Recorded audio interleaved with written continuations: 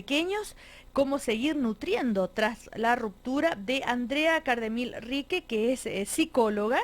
Ya este es su segundo libro y es un tema que se habla poco a veces, sobre todo en el caso de niños pequeños. ¿Cuál, primero, te ha tocado a ti conocer casos de parejas que se separan, que tienen niños chicos y que no saben cómo decirles? Mucho, mucho. Y con qué O te sea, yo, encuentras ahí? yo parto, te voy a contar que yo me tocó vivirlo, A ver. ¿ya? Yo me separé hace 4 años, Ujú. ¿ya? Y mis hijas eran muy chicas, y siendo psicóloga infantil, ya me di cuenta que habían muchas cosas que yo no sabía manejar.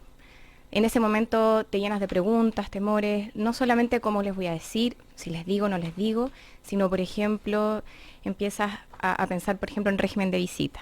Y te Ujú. preguntas, un niño de 2, a qué edad podría irse con el papá el fin de semana? ¿O cuántos días tendría que irse de vacaciones? ¿Ya? Em, ¿Van a entenderlo alguna vez? ¿Qué les va a pasar cuando entren al colegio y vean a sus compañeros con papás juntos? Mm. Son un montón de cosas que te preguntas y yo en ese momento me di cuenta que el adecuado manejo requiere de cierto conocimiento específico.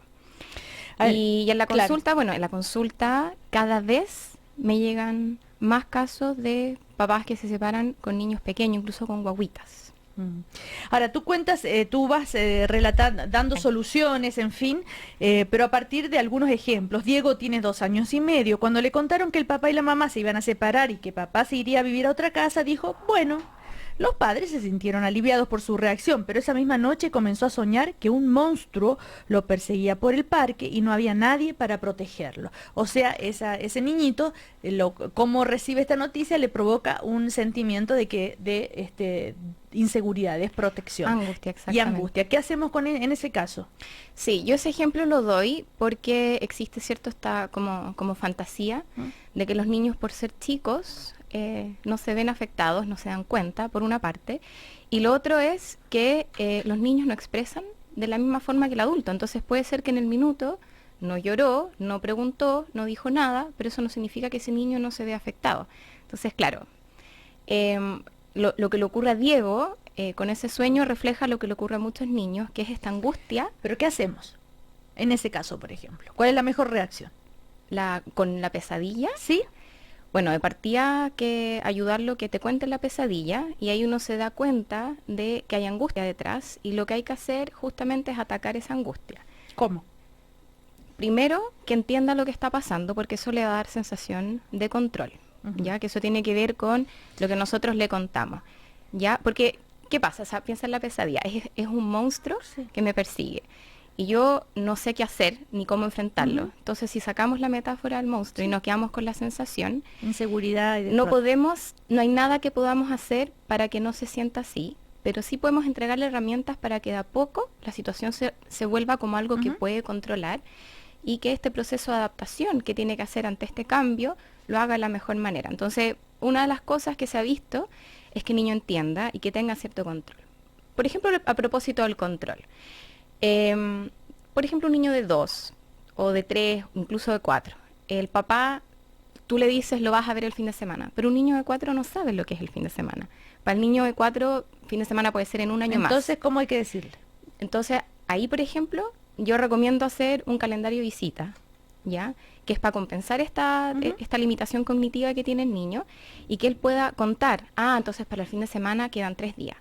Tú ahí estás dándole cierta sensación de control ante algo que desconoce, que es en el fondo como que le estuvieras dando una espada para que pelee con este monstruo, Ujú. ¿me entiendes?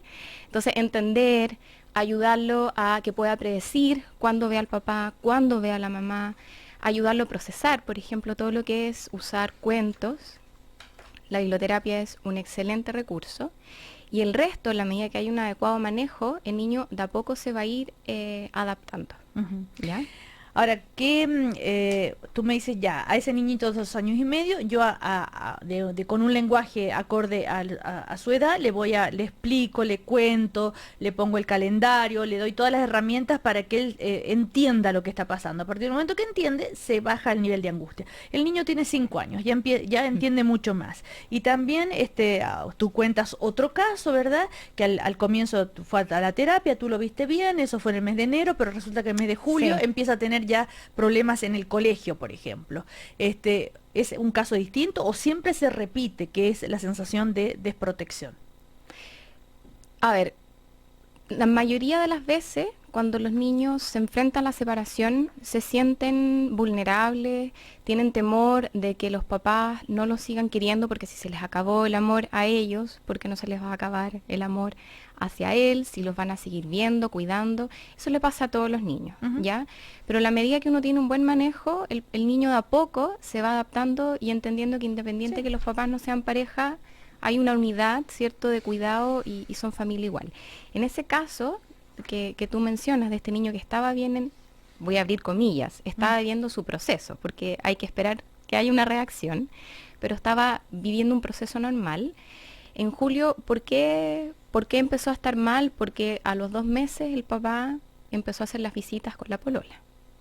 Entonces, lo que hizo ahí es como que le agregó piedras al zapato. Entonces, si ya el niño está haciendo una carrera, ¿cierto? Está haciendo todo un proceso, agregar ese tipo de estresores lo único que hace es hacérselo más difícil y uno corre el riesgo de sobrecargarlos con estrés y ese tipo de cosas. O sea, ya, sacamos cuenta, no cometer ese error, explicarle, como decía. Otro caso, mentirle, tampoco es bueno. ¿Por qué el papá no está? Porque está acompañando a la abuela, porque está de viaje. No, muy... A ver, eso, por supuesto, sí. a ver, Andrea, La parece gente como tiende a- obvio lo que tú estás diciendo. No puedo creer que alguien pueda cometer ese error, pero ocurre. Ocurre porque los papás, yo creo que una de las cosas que más les angustia es ver un hijo sufrir, ¿cierto? Entonces, se hace mucho. Tú dices como obvio, pero sí, se hace mucho. A ver, los niños se dan cuenta que algo está pasando. Entonces, cuando uno miente, ya, por una parte, no entienden y eso les genera angustia. Y lo otro es que a veces ellos llenan los espacios vacíos con sus propias fantasías, ¿ya? Y cuando son pequeños, de la misma manera que creen en el viejo pascuero, te puedes dar cuenta en la amplitud de cosas con las que pueden llenar ese vacío. Son poco objetivos y muchas veces creen que es por culpa de ellos, ¿ya? Entonces, mentir está mal porque además Obvio, claro. le estás enseñando que los conflictos cómo se enfrentan. Pero Que no se enfrentan, ¿cierto? claro. Que no hay que verlos. Pero es que parece increíble que unos adultos puedan cometer ese error y lo hacemos. Tal vez porque para la propia mamá o el propio papá tampoco es fácil procesar ese proceso de separación. Sí, po. ¿Ah? Estamos conversando con la psicóloga Andrea Cardemil a propósito de este libro que ayuda a cómo actuar cuando nos toca separarnos como pareja o alguien se separa y tiene niños pequeños. ¿Ah? El otro tema es, por ejemplo, cómo se los dice. No es lo mismo, dices tú, decirle nos vamos a separar que decirle tu papá o tu mamá nos dejó. No. Claro, obvio que no es lo mismo. Sí, lo que pasa es que los niños, a ver, Ahora hay mamás que le transmiten a sus hijos el despecho. Sí, sí. A mí me pasa que inconscientemente hablan del nos dejó y los niños también después te cuentan, ¿no? Lo que pasa es que mi papá nos dejó, entonces es que hay veces que te pillan un mal momento y dicen cosas que no hay que decir, otras veces que que uno de los papás de alguna manera siente que no tiene la culpa de lo que está pasando y no quiere entonces posicionarse delante del niño como parte de, pero lo importante es ver el objetivo de contarle a los niños es que ellos entiendan lo que está pasando, sepan lo que va a pasar y entiendan que van a seguir teniendo papás y que los van a seguir amando por sobre todas las cosas. El resto no sirve ni para que enfrenten ni para que se adapten, todo lo contrario. Como digo yo, es como tratar de lavar un cubrecama king en una lavadora pequeña, se nos funde. Porque no tienen capacidad para entenderlo. Ahora, finalmente decir que aclarar que siempre una separación va a causar Sí. sufrimiento. Eso es imposible de evitar. Lo que pasa es cómo lo van superando y cómo lo van viviendo. Sí, los niños sí o sí, ya van a sufrir. Ya el cambio, o sea, separarse es un cambio importante, ya. Incluso algunas investigaciones lo homologan a lo que podría ser la muerte de un ser querido, ya. Entonces cambia lo que ellos conocían y tienen que iniciar un proceso de adaptación, ya, para después estar tranquilos con la nueva constitución familiar. El tema es que ese proceso depende mucho del manejo de los papás. Claro, y decirles y hacerles sentir que, ok, van a sentir pena, pero que la pena se va a pasar. Tú les dejas, por ejemplo, algunos ideas acá en el libro para eso, para que el niño pueda visualizar que en un momento sí estuvo triste, pero que ahora está feliz. Entonces hacerle todo una lista. Sí, el nacimiento, el cumpleaños, la llegada del hermanito. Y entonces, cuando mis papás se separaron, mis 2 casas, después con mi mamá, mi papá, lo que le gusta hacer, cuando echo de me va, la pena ya pasó, lo que me enoja. Entonces, es muy interesante. Esa lista, en el fondo, lo que yo sugiero es que cuando pase el primer periodo, ya y el niño esté un poco más tranquilo, ayudarlo a procesar su historia, a que pueda integrar el evento como un evento más en su vida, ya, y por eso lo del nacimiento, que él pueda ir construyendo su historia de vida como a través de un cuento, con fotos, ya. Eso es súper importante. Y por último, acá hay unos cuadritos, por ejemplo, donde dice qué hacer para un niño menor de 24 meses, por ejemplo. Qué difícil. Qué difícil. Para un niño que aún no está apegado a su padre, contacto frecuente, no dejar pasar más de 3 o 4 días sin verse, no sacar de la casa hasta que el niño se sienta seguro y apegado al otro papá, por ejemplo.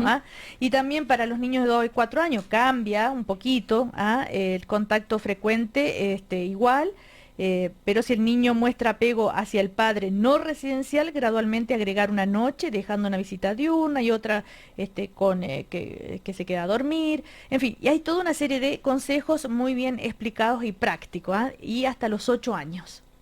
Sí. Okay. Sí. Un día de la semana, si tiene 8 años, por ejemplo, todos los miércoles de 3 de la tarde a 7 de la tarde, y si el niño responde bien, agregar que se queda a dormir. Además del fin de semana, sí. Bueno, yo ahí hago la distinción que, como tú mencionaste, doy un ejemplo para un niño que es apegado a ambos padres y otro que solamente para uno.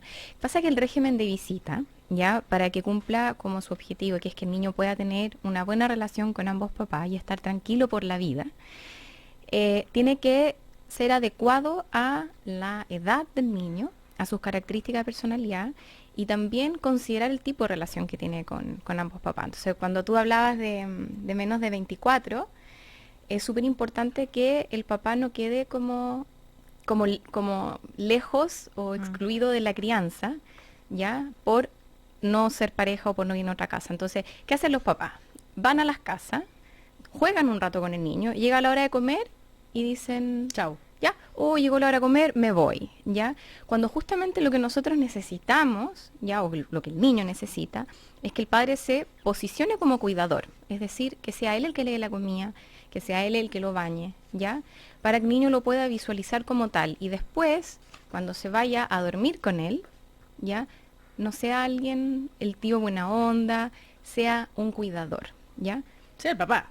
Sea el papá. Pero es que, ¿qué es lo que ocurre? Que dicen, es que es muy chico para que te lo lleves. Entonces, el papá queda como excluido los primeros 3 años y de repente a los 3, de una, ya tiene está. que irse el fin de semana completo y el niño no se siente... Y muchas veces los papás tampoco. Porque también hay un tema que tú vas aprendiendo en la medida que haces, ¿cierto? Bueno, y si hay hermanos, también es muy importante fortalecer la relación entre ellos, sí, especialmente si son de la misma relación, por supuesto. Bueno, el libro está, hemos dado un vistazo general, pero la invitación es para aquellas parejas que están viviendo esta situación, les puede ser de o gran que la ayuda. vivieron también, que se hayan separado hace 2 años, hay harto, abarca todo para adelante. Separarse con niños pequeños, cómo seguir nutriendo tras la ruptura, así se llama el libro, la psicóloga Andrea Cardemil Rique. Gracias. Que te vaya bien. Muchas gracias. Chao. Chao.